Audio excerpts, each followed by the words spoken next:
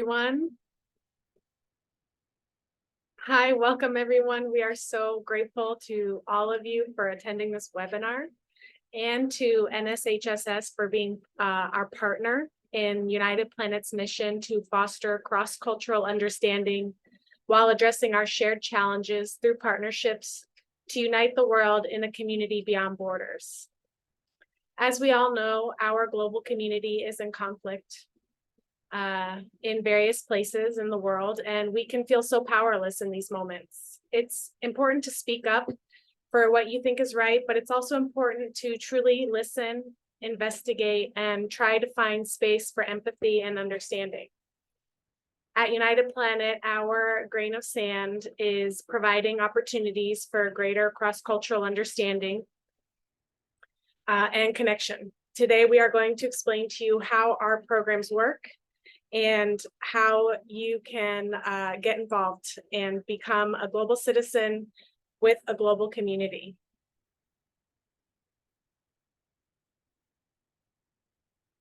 My name is Kelly, and I am one of the international program coordinators at United Planet. After you enroll, I'll be one of the people assigned to support you through your whole application, matching, and volunteering process. You can also reach out to us before you enroll with any questions you may have. I'm joined today by Ernesto, our country coordinator in Peru, who will be sharing details about what a quest to Peru will look like and how our country coordinators support you during your visit. We are also joined by two of our stellar volunteers, Rona, who will share with you about her recent travel quest to Japan, and Jade, who will share with you about her experience as a virtual volunteer. We are also joined by our Director of International Programs, Alyssa Allen. She'll be managing the chat and answering your questions. As partners of the National Society of High School Scholars, we have designed a program that complements the NSHSS mission to provide you with the resources and network to excel in college, career, and community.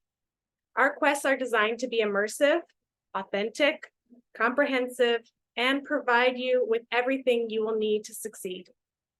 The program elements include your service with a volunteer project, but they'll also include cultural activities and professional development training so that you can fully engage with a new culture, forge strong relationships, and challenge yourself.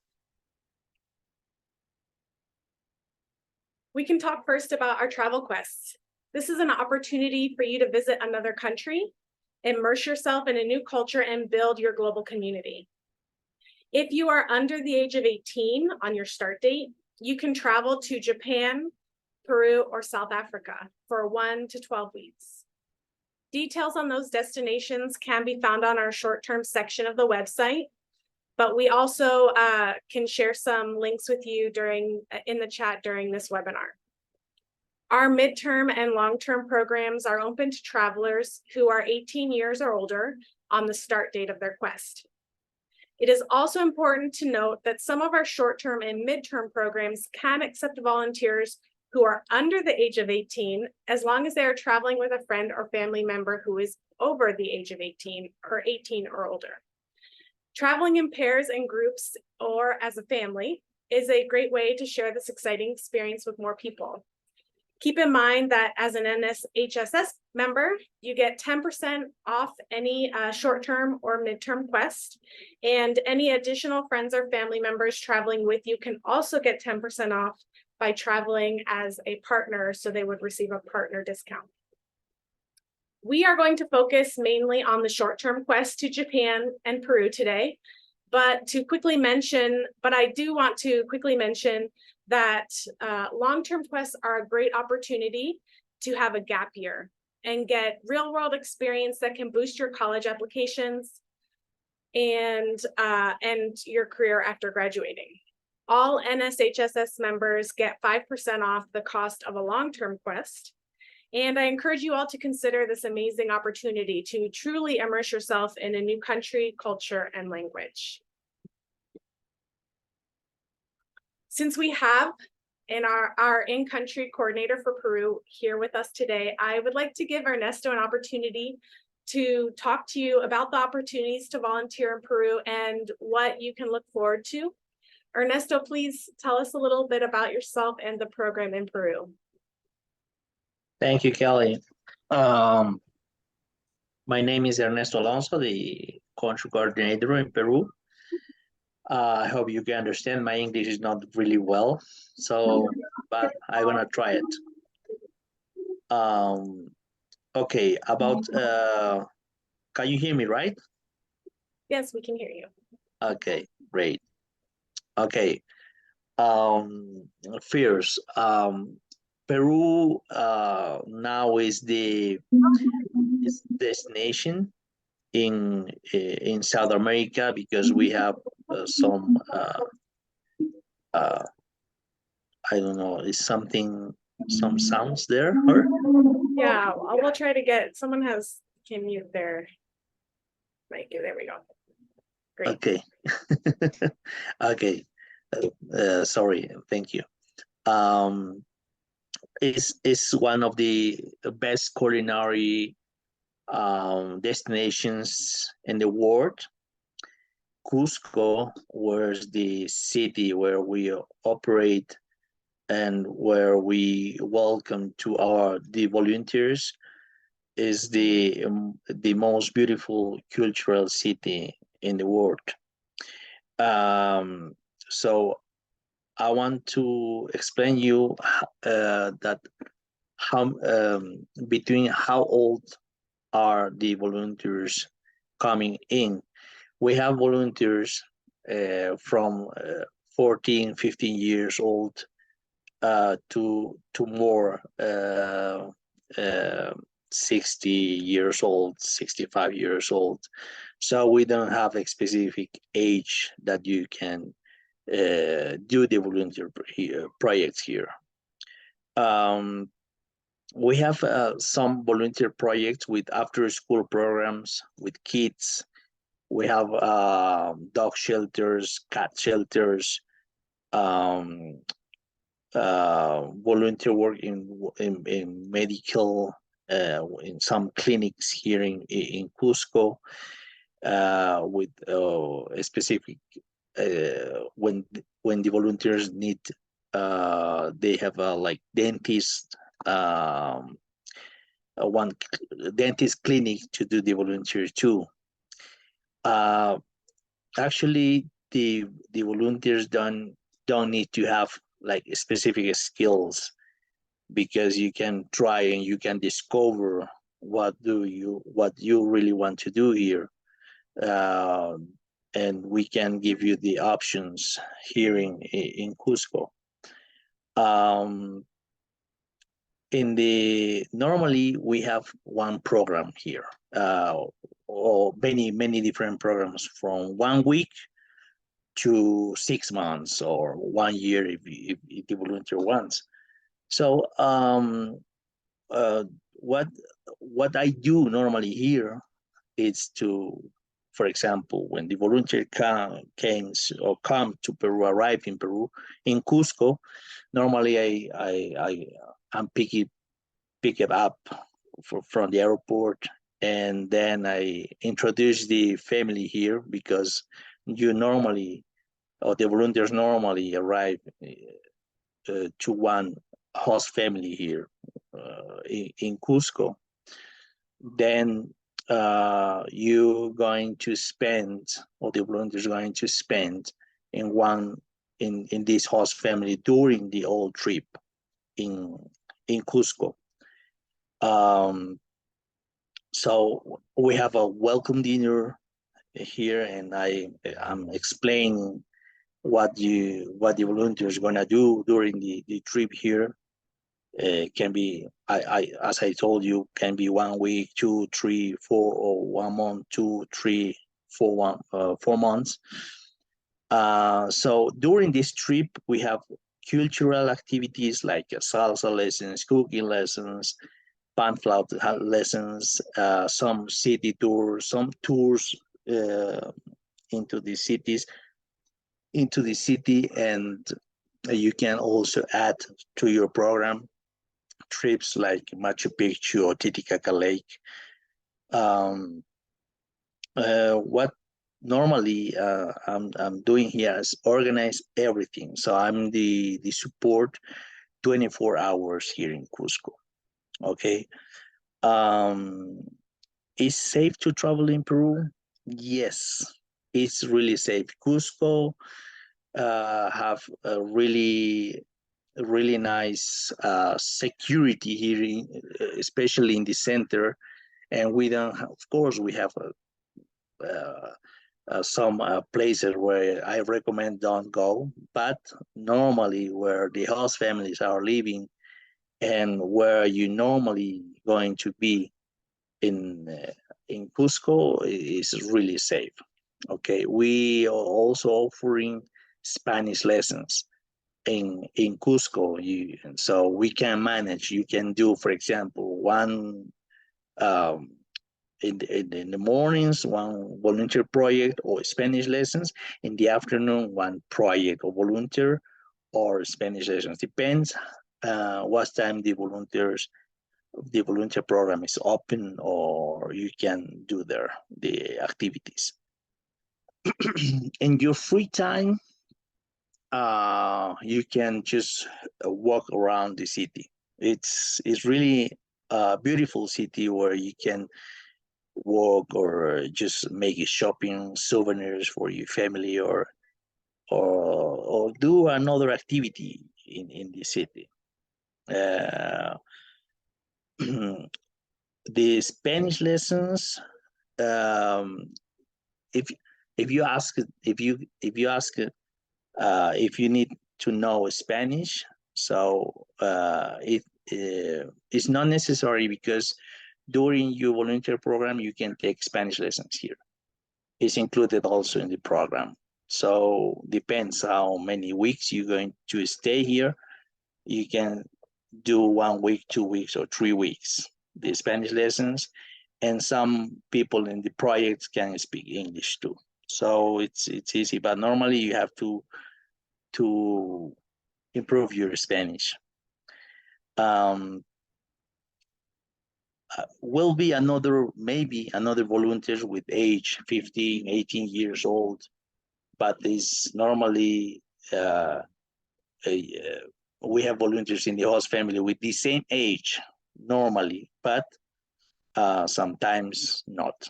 But regularly, we have this kind of volunteers with 15, 14 years old, 18, 20 years old, 21 years old, to more.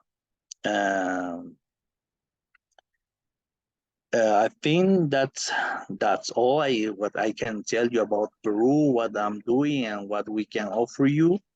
And you are welcome here uh, to do the social program here in Cusco. Thank you. Thank you, Ernesto, for speaking about the program. I did want to ask quickly, can people travel as individuals? So one person can travel to Peru by themselves and participate? Yes. One person are welcome here too. Or they could decide to travel in groups, pairs, or as a family? Yeah. We're open to have volunteers. Can be individual, it can be couples or friends or family or group. We don't have problem with that. We're always happy to have new people here in Peru. Perfect. And would you mind just giving us an example of perhaps maybe a children and education project? What sort of things do volunteers do? Okay. What does someone do when they arrive at a project that works with children? Okay, normally they help with the homeworks, for example, or just teaching some language, English. You can teach English because English is requirement here in the schools in Cusco or in Peru. Then you can teach some skills that you have, can be with papers, things, or sports, or different things. So it's always something to do in the project, always. And you're going to, or the volunteers going to be busy all the time in the project, because it's not only one kid. It's can be 10 to 30 or 40 kids with some volunteers. Of course, the volunteers are not alone, because the director and some support people are there too. Perfect. And this is my last question and I'll let you go, but I wanted to know, what is your favorite destination in Peru? So the excursions that you mentioned, which one do you think is the best? Included in the program or extras? Both, either included or extra. Okay. Which do you think is the best? Look, we have in the program, we have the city tour. This is one really nice tour, including some archaeological place around Cusco. And you're going to learn a lot about the Incas time. And the top, or the highlight extra, is Machu Picchu. Machu Picchu is one of the 7 wonders in the world. And it's really, it's an amazing trip, because it's included the train, the way on the train from Cusco to Aguascalientes. The Machu Picchu town is amazing. The views are really nice, the train, the service, everything. And then the highlight, the top, is Machu Picchu. And if you like to dance, salsa lessons is also included in the program. So so you can learn some salsa or some Latin music here. Perfect. Well, thank you so much for sharing today. We're going to switch gears and travel across the Pacific Ocean from Peru to Japan. Some things are the same for all of our programs, in that United Planet and our local coordinators will support you during your quest. You will also stay with the host family in Japan, like in Peru, and there are great cultural activities included as part of your experience. I want to let Rona, who is our volunteer, take the floor now and tell us a little bit about herself and her experience. Hi, Rona. Hi, Kelly. Thanks for that introduction. Hey, everyone. Really excited to talk to you guys today.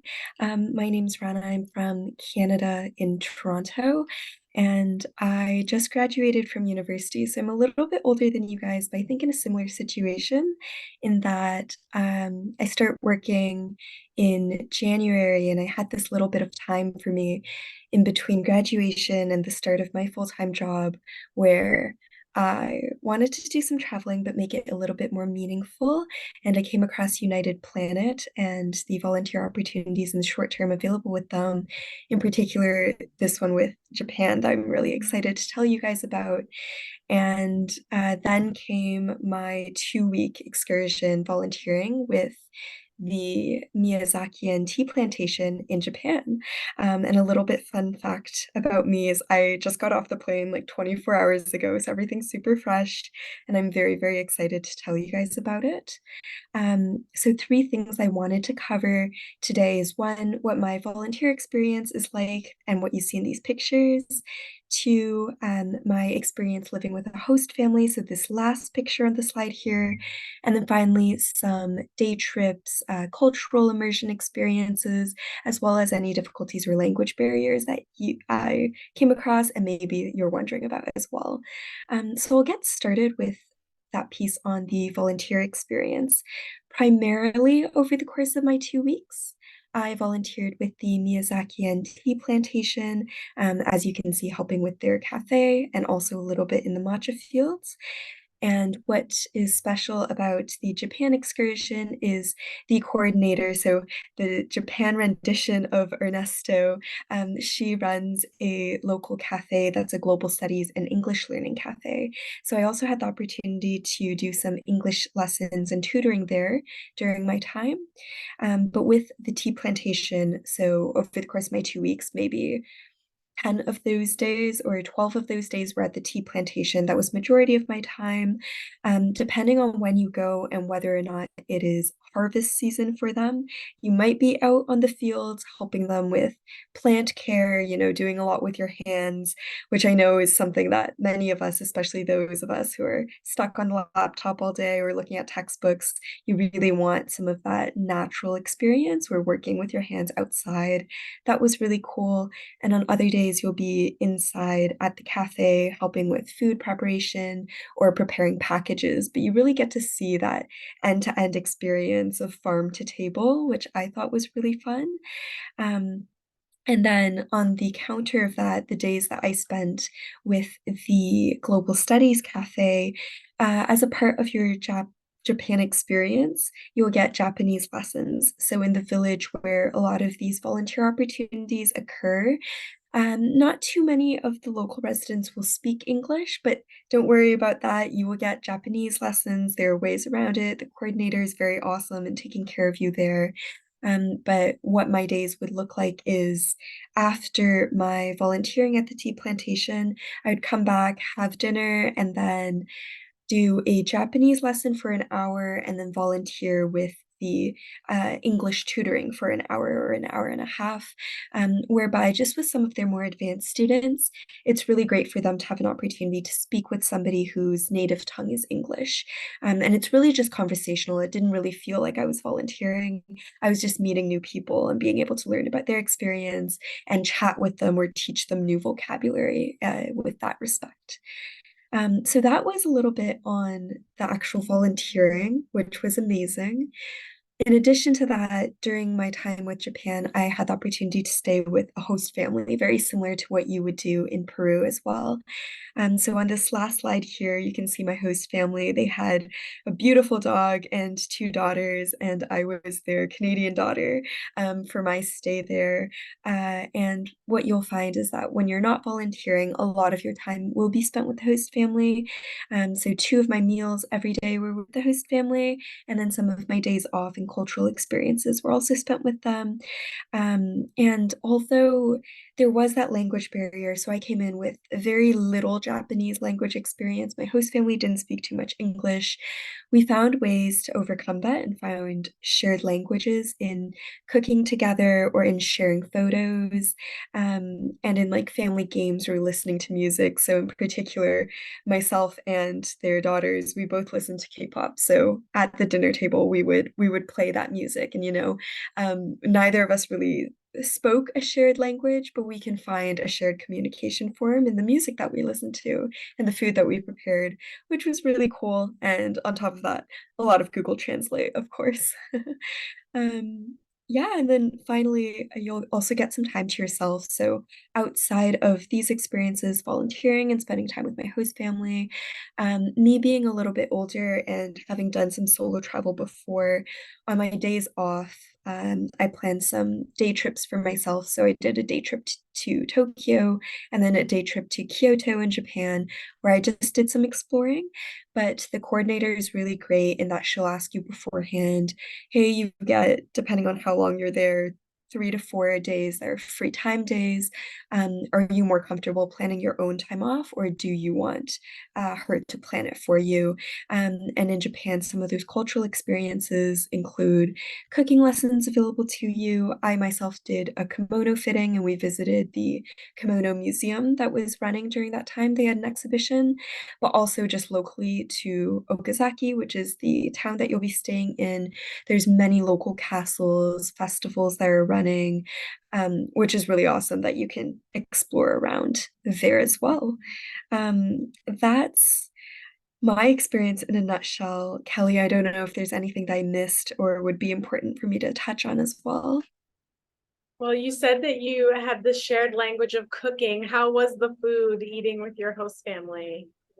Oh, it was absolutely brilliant. They um, make everything fresh. So a lot of the ingredients and stuff, my my host's dad was a farmer, he would just bring it straight to the table.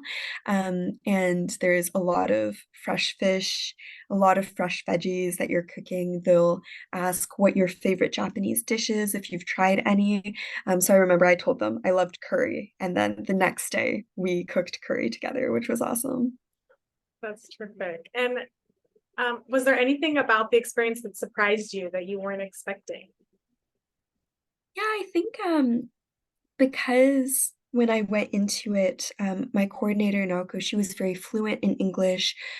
All of our communications were in English. I was expecting, I think, a little bit more to be able to communicate a little bit more, just spoken, with my host family. But I think that was maybe a little bit of ignorance on my part. Going into a really local village, it wasn't the case. So the baseline speaking was a little bit challenging to start with. But Google Translate's available to you, and worst case scenario, the coordinators also there. So there was some broken telephone going on in case I needed to organize something or with pickup dates and schedules. But there's always some kind of loophole that you'll get around, whether or not you're just using gestures and simple language, or Google Translate, or I would tell my coordinator and then she would translate that to my host family. There's always a way to communicate, but I think just a heads up, that might be a little bit challenging. You'll find yourself in a lot of situations having to work around what you want to communicate and express.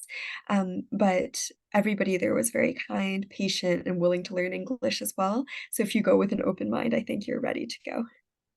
That's great. And my last question is, hopefully you'll be able to do another quest with us someday. And so what would you do differently? Also speaking to our webinar participants here as they're considering traveling, what's something you would do differently next time? Ooh, first and foremost, I think I would do a longer quest. 2 weeks was not enough. It flew by. But something that I wasn't able to do because I was visiting China before I went to Japan, but I think everywhere that you come, you learn so much about the culture of where you're going, and they obviously have a lot of questions about where you're from.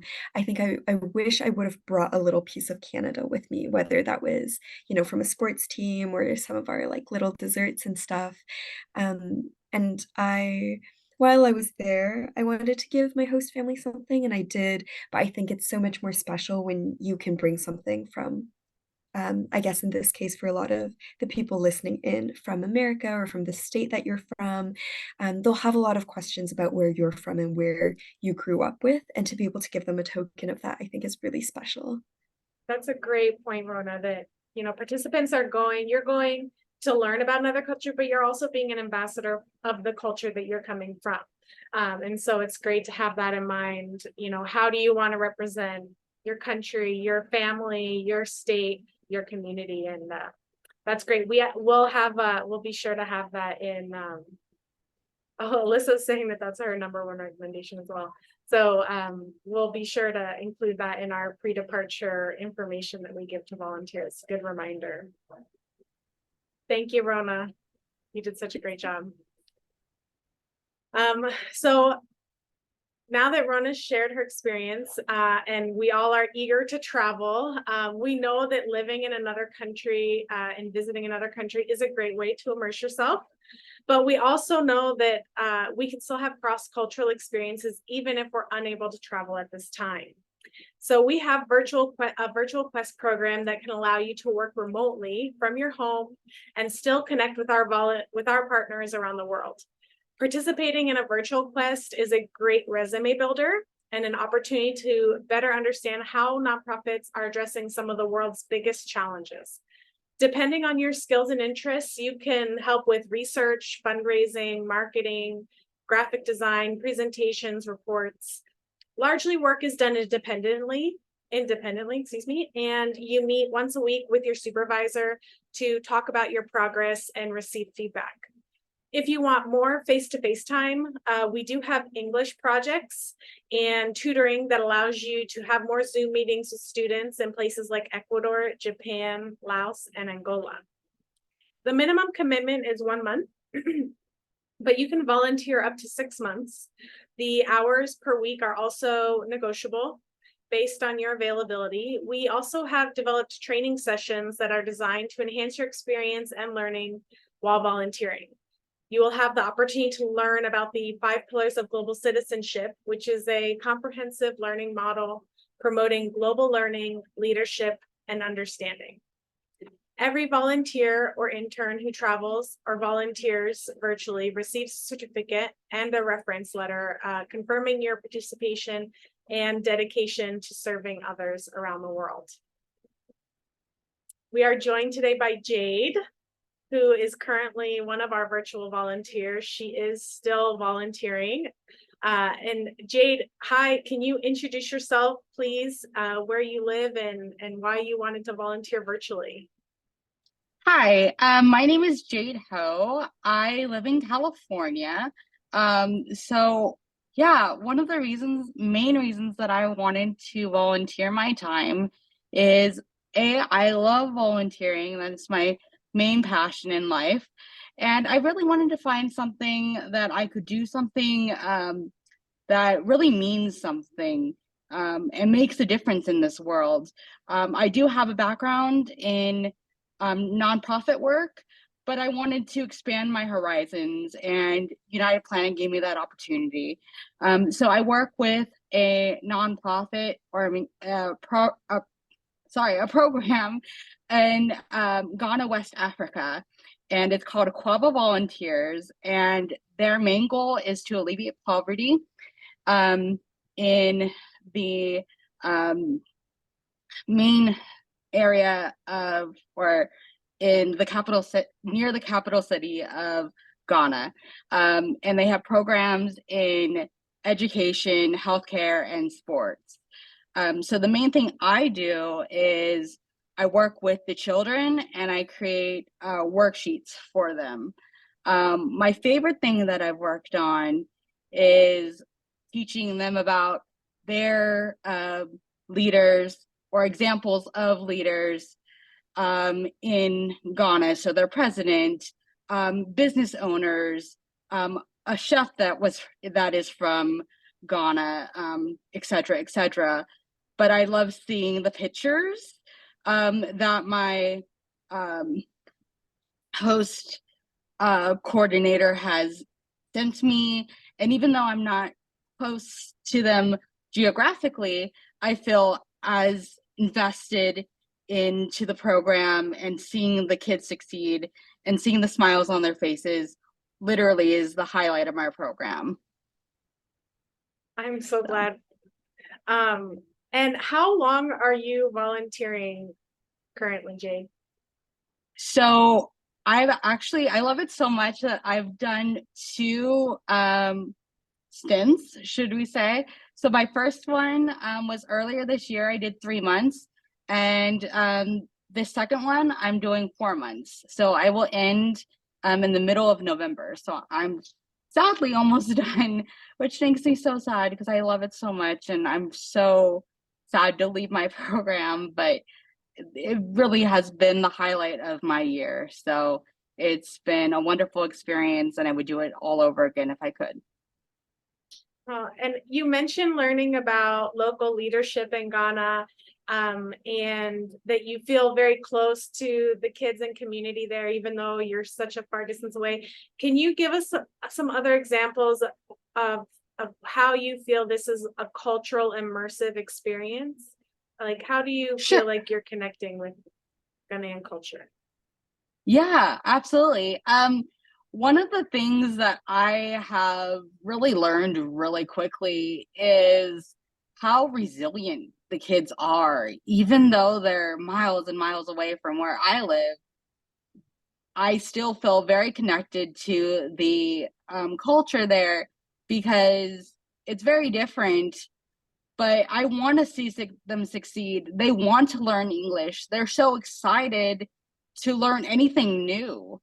At this point, I've probably done 20 plus different topics, and they're just ready and willing to jump in.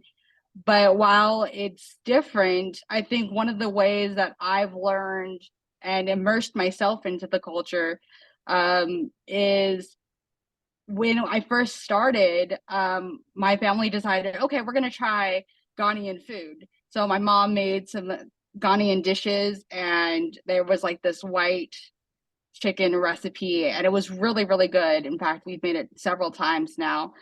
So that was one way I immersed myself into the culture. Second is learning the differences between here and Ghana. So, for example, in Ghana, they call soccer football. And I'll still find myself wanting to write down soccer instead of football. And sometimes I have to correct what I'm writing for the kids because that is very different. Also, in the schools, instead of grades, they have year 1, year 2, year 3, year 4. And I still don't really fully understand the difference between all the what's like the equivalent of being a senior in high school and or so forth and so on. So that's very different, but I've really tried my very best to just be open to new experiences and learn as much as I can, even though I'm far away.